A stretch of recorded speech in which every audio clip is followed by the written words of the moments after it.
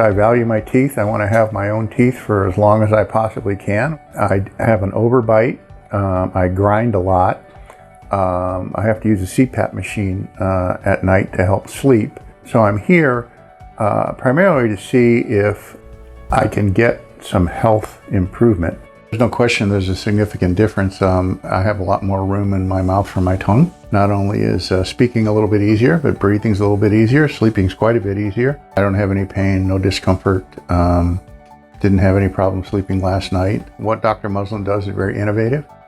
There's a creativity to it. And until you actually get, I'll call it the reconstruction done, you don't realize all of the handicaps, so to speak, that you've been dealing with over many, many years.